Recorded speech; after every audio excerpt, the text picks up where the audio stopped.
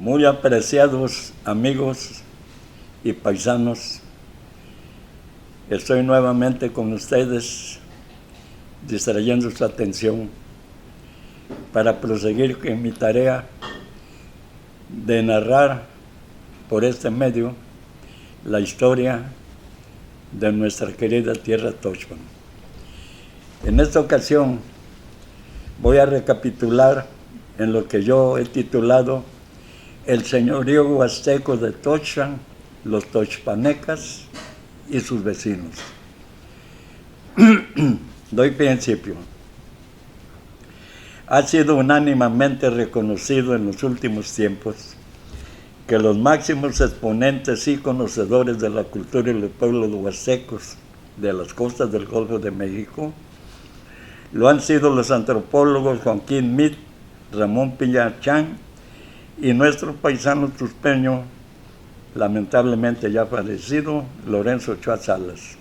Este último, investigador de tiempo completo de la UNAM, máster, catedrático, escritor y conferencista internacional, así como autor de por lo menos una docena de libros sobre el tema, tales como Historia prehispánica de la Huasteca, Ante el espejo de la memoria, Los huastecos a través de sus crónicas, etcétera, etcétera. Y dicho sea incidentalmente, él fue quien como vecino y amigo me introdujo al estudio de estas materias. Viene al caso de destacar que en el primero de los citados libros incluye una fotografía de la lámina 15, como ya les he dicho muchas veces, del torso de una figurilla prehispánica localizada en la mata de Tampamachoco, lo cual, como ya que os he explicado, nos da una pista sobre la primera mancha urbana que se registró en Tuxpan. En cuanto a suponer que en tal sitio para ese tiempo haya habido una población organizada, lo más probable es que el patrón de asentamiento haya sido disperso, de población gradual, debido a la topografía pantanosa y a la insalubridad del medio. Consecuentemente, existen bases para no considerarlo definitivo, particularmente si se toma en cuenta la opinión del fraile Agustín de Betancourt, quien al respecto de la franja costera de la Huasteca veracruzana nos dice lo siguiente: el temple es húmedo y cálido en extremo, en montañas ásperas llenas de fieras, tigres, lobos, gatos cervales, animales ponzoñosos, escorpiones y unas culebras que le llaman nahuillaques, que quiere decir de 4 narices, que se dejan caer de los árboles y es mortal su veneno y su ponzoña, y otras víboras voladoras de 5 a 6 varas. Los mosquitos cubren el sol y son ponzoñosos, y donde quiera que pica salen materia y dejan la señal. La sombra de los árboles no sirve porque todos están cuajados de garrapatas y cualquiera que llega por debajo de ellos se llena de ellas. Tiene muchas lagunas y profundos ríos que se pasan con riesgos de la vida. Los llanos a cada paso tienen ciénagas pantanosas. Si se considera que la descripción del medio corresponde a los primeros años de la evangelización de la Huasteca, es de imaginarse cómo sería muchos siglos atrás. En tal caso es de suponer que el sitio de la mata haya sido abundante y pródigo en alimentos derivados de la caza y de la pesca. Su asentamiento humano se explica por su ubicación estratégica cercana a la boca del río y del mar abierto. También porque su residencia indicaría posesión territorial, o en otro caso pudiera haber sido una factoría de recepción y trueque de los navegantes chontales, mayas o putunes referidos por Thompson. Empero, a la vista de los hechos, es verosímil creer que por ser estos terrenos ribereños, bajos, pantanosos, insalubres y en consecuencia inhóspitos, a lo que cabía agregar seguramente las crecidas del río y el desbordamiento de la laguna, sus moradores pudieron verse obligados a buscar residencia, refugio y abrigo más seguro, y transpusieron el cauce del río Tancupo a Moyo para establecerse en su margen derecha, cerca de su desembocadura, precisamente sobre los ribazos del lugar que ancestralmente conocemos como Tabuco, en donde al desarrollarse una población sedentaria dio origen al señorío de Tochpan, integrado junto con sus vecinos al gran señorío huasteco de Xicohuac, el cual en su oportunidad, según un plano levantado por el fraile cartógrafo Ortelius, integró para los conquistadores la provincia de Xicohuac, actualmente conocido como Cacahuatenco. Fray Andrés de Olmos, franciscano español, fundador de Tampico y evangelizador de los huastecas, conocedor de las lenguas huasteca, mexicana y totonaca, compuso varias obras sobre las antigüedades mexicanas y compuso gramática y diccionario. Lamentablemente una gran parte de su material se ha extraviado, particularmente el relativo a los huastecos. Fue otro español, años después, Bernardino de Sahagún, Fray Bernardino de Sahagún, quien tras emplear más de 60 años en compenetrarse simbióticamente con los mexicanos y ratificando el contenido de la página 47 con el invaluable concurso de sus informantes, entre otras obras escribió en 4 tomos su Historia General de la Nueva España. A partir de ello, este material referente a los huastecos se hace imprescindible para los historiadores que le precedieron, tales como Durán, Torquemado, Alvis Ixtlóchil, López de Gomara, Motolinía, Betancourt, Chimalpaín, Muñoz Camargo, Tezosomo, etc. Al carecerse de una información histórica precisa que haga referencia a la organización social, política, religiosa, económica y de producción, su conocimiento integral se hace difuso. En lo particular me aventaro a opinar que a ese respecto, a partir de Sahagún y salvo los escasos descubrimientos arqueológicos posteriores, quienes se han ocupado de la cultura huasteca en muy pequeña proporción han logrado enriquecer su conocimiento, ya que en la mayoría de los casos el material que se ofrece resulta repetitivo. Para los propósitos de este modesto trabajo, la información obtenida, aunque escasa, es suficiente para no naufragar en los meandros de la hipótesis empírica o aventurarme en juicios subjetivos que me extravíen de mi intención. En tal caso, cedo la relación a los conocedores sobre la materia, comenzando en este caso con Joaquín Meade, quien con su material y sus referencias delinea un bosquejo del entorno del Tochpan precolombino. Dice así: Fray Bernardino de Sahagún asegura que los primeros pobladores de la Huasteca llegaron por el mar a la región de Pánuco, lo cual es confirmado a su manera por Torquemada. Sahagún percibe, estando todos en Tamuanchán, ciertas familias fueron a poblar las provincias que ahora se llaman Olmecas Bistoti. Estos mismos inventaron el modo de hacer vino de la tierra, es decir, pulque. Y hubo un cuesteco o huasteco que era el caudillo y señor de los cuestecos, Quetzalcóatl, quien bebió 5 tazas de vino, con el cual perdió su juicio, y estando sin él, echó por ahí sus mazlas, descubrió sus vergüenzas, de lo cual los inventores del vino lo satanizaron, corriéndose y apretándose mucho, se juntaron todos para castigarlo, pero al saberlo lo seco, de pura vergüenza se fue huyendo de ellos con todos sus vasallos y los demás que entendían su lenguaje, y fuéronse a Panotlán, es decir, a Pánuco, de donde ellos habían venido, y al presentarse a lo que dice Patlán, y los españoles llaman Pánuco, y llegando al puerto no pudieron ir a otro lugar, por lo cual ahí lo poblaron. Seller expresa que siendo Quetzalcóatl el punto central de la mitología mexicana, llamaba la atención el hecho de que gran número de sus insignias fueran de origen huasteco, como el gorro cónico, el areto doblado en forma de gancho, el pectoral de concha.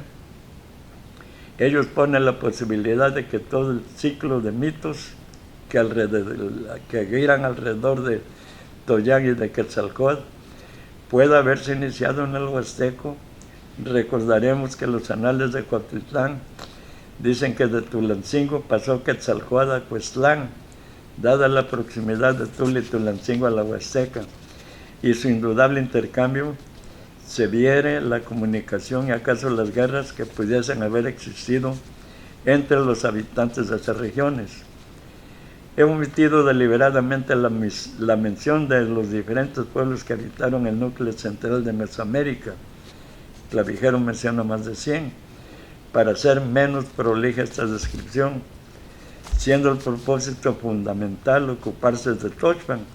Así que el material que se ha presentado así de Serena Zatepa precolombina relativo a la Huasteca. Al referirse a los huastecos, la historia tolteca chichimeca expone lo siguiente. Aquí están las naciones que eran aliadas de los toltecas en la Gran Toyán. 20 eran las poblaciones que formaban sus manos y sus pies. Las aguas, los montes eran del tolteca. Solamente cuando se dispersó la Gran Toyán, obtuvieron sus reinos Pantecatl, o sea, Pánuco, Toyotepehua, Tecolutla, Zempoalteca, Zempoala, Coestlateca, Cozazla y Tochpaneca, Tuxpan. Todas ellas anteriormente habían sido de los toltecas. Es historia universalmente aceptada que una de las primeras migraciones de los pueblos nahuas al valle de la Naga fue la del pueblo tolteca, sin que con ello se quiera significar que fueron sus primeros pobladores, pues aun cuando se ignora cómo entraron al Valle de México los otomís, olmecas, michoacanenses, etc., Sigüenza y Alba Xochitl encontraron memorias de pueblos más antiguos que los toltecas poblando aquella región. Sobre lo anterior, apoyándose en Betancur y Torquemada, Clavijero nos dice lo siguiente. En un viaje que hicieron los españoles en el año de 1606, desde Nuevo México hasta el río que ellos llamaban Tizón, a 600 millas de aquella provincia, hacia el nordeste encontraron unos grandes edificios y vieron que muchos indios hablaban la lengua mexicana, y de ellos supieron que hacia el norte estaba el reino de Toyán y muchas poblaciones muy grandes de las que salieron los que poblaron el imperio mexicano, a quienes atribuían la construcción de aquellos y otros edificios. En efecto, todos los pueblos de Anáhuac afirmaban que hacia el noreste y hacia el norte estaban los reinos y las provincias de Toyán, Teocolhuacán, Amaquiameca, Aztlán, Tehuayo, Copala, cuyo descubrimiento, si en lo sucesivo se entiende por aquellas partes de la población de los españoles, ilustrara mucho la historia antigua del Reino de México. Se tiene que tras la destrucción de Tula y la dispersión de la cultura tolteca, encontramos a los pueblos huastecos ligados a los chichimecas. De Alba Xochitl, al hacer mención del caudillo chichimeca solo, lo representa casado con Tomillau, señores de Tamiahua y de la Huasteca, lo que indica una indudable alianza entre ambos pueblos. Solo dejó vivir a los pocos toltecas que habían escapado en los mismos puntos en donde estaban asentados con sus familias, hasta el límite de las costas del Mar del Norte, en Tuzapán, Tochpan, en Xicohua, en Jicotepec, solo desde Tenayuca, el lugar donde estableció su reino, tomó su posesión del país hasta llegar a Zacatlán, Temitec, Huachinango, Tutepec, Mexitlán y otros puntos. Como se vio, llegó hasta los linderos y costas de la Huasteca, no penetrando a todo el país huasteco, porque indudablemente de esta región aliada había partido la invasión chichimeca hacia el altiplano, que terminó con la cultura tolteca. Solo murió en el año de 1232. En sus respectivas obras, los historiadores que podríamos llamar clásicos nos citan y dan referencias de los huastecos y los pueblos vecinos. Torquemada, en su libro 3, capítulo 7, narra el origen de los primeros grupos de Pánuco, su paso a Tula y de cómo y por qué pasaron a Cholula, habla de su caudillo Quetzalcóatl y de su salida a la costa. Durán, en el volumen 3, apunta las causas y consecuencias de la guerra entre mexicanos y huastecos en la época de Moctezuma y Wilcamina. Motolinía, en su tratado capítulo 11, da a conocer las guerras periódicas que sostenían los mexicanos contra otros pueblos, tales como los Cicuacas. Betancourt, en su volumen 1, página 337, hace referencia a la guerra entre mexicanos y huastecos en la época de Moctezuma I. Menciona cómo fueron capturados 130 huastecos y muertos 35 mexicanos. Chimalpaín, en la página 176, dice que en el año de 1506 fueron totalmente derrotados los huastecos por los mexicanos. Y Motolinía, en el Tratado 3, capítulo 6, habla de la sujeción de Tochpan a Texcoco en la época de Netzahualcóyotl. Por medio de los informantes de Sahagún, ha quedado establecido que los huastecos fueron de baja estatura, braquicéfalos, y que acostumbraban deformarse la cabeza y limarse los dientes. Andaban, eso sí, bien vestidos, tenían cabellos pintados de diversos colores y solían echarse el cabello partido hacia las orejas. Sobre ello los informantes consignan: llevaban brazaletes y en las pantorrillas tiras de cuero, tenían brazaletes de jade e insignias de quetzal en la espalda, insignias de palma redonda, de plumas preciosas, abanicos de plumas. Los vestidos todos eran buenos, sus cañas, sus mantos, todos eran maravillosos. Allí se hacían lo que se llamaban 400 capas, 400 mantas. Las mantas eran de diversos colores. De allá vienen las mantas con cabezas de serpientes, de rostros. En realidad eran expertos en las 400 formas del arte. Usaban collares, jades, turquesas genuinas y pendientes de chalchihuites. Las mujeres se vestían muy bien con sus faldas y camisas, muy bien se cubrían a sí mismas, su cabello lo entretejían con telas y plumas de colores. Aunque los huastecos culturalmente formaron un solo grupo, a causa de su organización política, los pueblos del altiplano los dividieron en varios de acuerdo a la provincia que habitaron.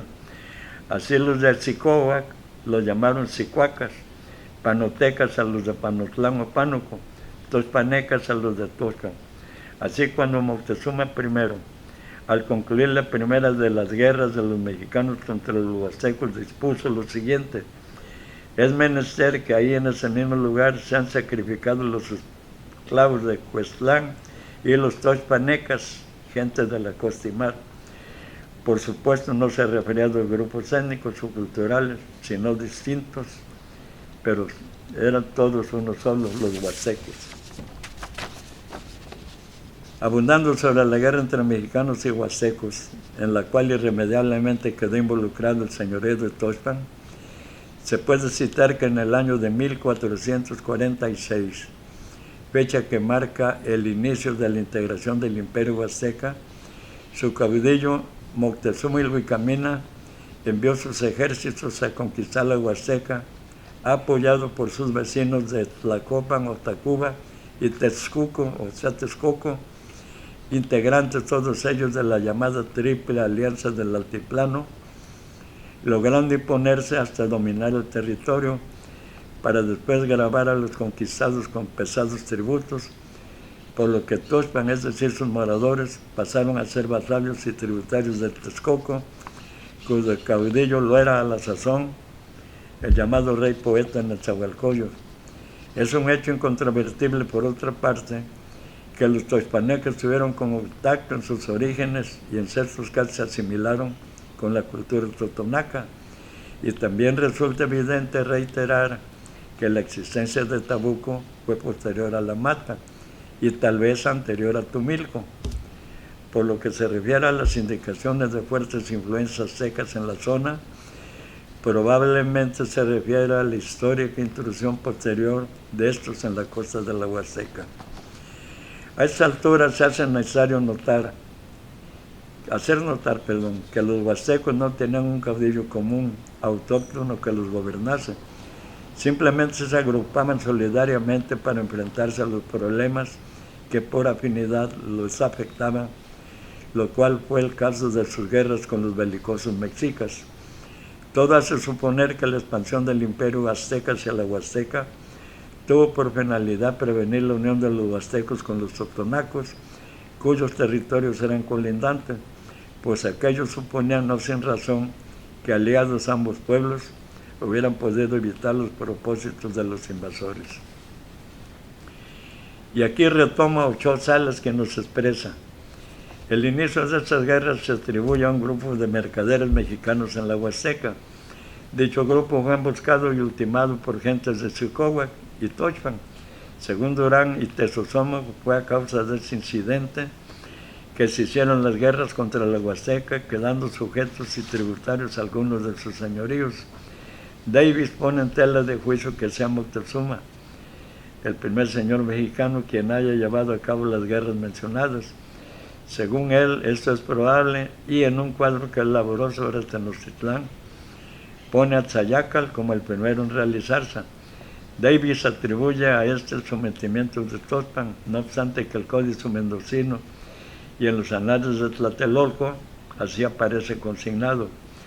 Es de pensarse que en dichos documentos pudiera haber cierta confusión, puesto que Durán, de quien Tezosomoc pudo haber tomado los datos, afirma que fue Moctezuma I, es decir, Huicamina, quien realizó la conquista de Tochpan, aunque debe aclararse que esas conquistas nunca tuvieron carácter permanente, pues Axayacal tuvo que reconquistar su señorío. De acuerdo con Alba Ixtlilxóchitl, una vez sujeto Tochpan, pasó a ser tributario de Texcoco, uno de los otros aliados de los mexicas, donde reinaba la sazón, como quedó dicho, Netzahualcoyotl. En los documentos alusivos a este sujeto, es decir, el libro de tributos, se da testimonio que el señorío de Tochpan tributaba al reino de Texcoco cada 6 meses lo siguiente: 400 cargas de mantas a manera de rejas blancas y negras para señora, 400 cargas de maslas, 800 cargas de mantas de 8 brazas, listadas de anaranjado y blanco, 400 cargas de mantas listadas de verde, amarillo, colorado, 400 cargas de huipules y enaguas, 240 cargas de mantas ricas labradas en rojo, blanco y negro para señoras y caciques. Además, cada año tributaba 2 piezas de armas con sus rodelas guarnecidas de plumas ricas, 800 cargas de chile seco, 20 talegas de plumas blancas menudas para guarnecer mantas, 2 cargas de chalchihuit, unas sartas de turquesas y generosas y permanentes provisiones de pescados salados. De Tochpan a Cihuat, de ahí en adelante, no hubo más ley que no fuera la que impusieron a su libre albedrío los vencedores. Las vejaciones fueron pesadas, sin embargo, al margen de todo ello, los cihuacas, o sea, los tuspeños, siguieron persistiendo. Y pues, ¿cómo podemos añadir que hasta nuestros días? Eso es lo que en esta ocasión dejo para ustedes como tarea para leer. A estas alturas no precisamente quiero disculparme, simplemente quiero hacer notar, destacar, que no puedo prescindir de citar fuentes, de citar detalles. Tal vez resulte farragoso para quienes me están soportando, pero es necesario dejar constancia y evidencia de los autores de todas estas versiones. Sé que es cansado, tal vez pueda parecer aburrido, pero esto da pie para sostener las versiones, que uno pueda tratar de difundir los conocimientos que uno obtenga, porque tienen el aval precisamente de quienes escribieron esta historia. Muchas gracias otra vez por la comprensión de ustedes Y si no se han aburrido, nos vemos la próxima ocasión. Gracias a todos.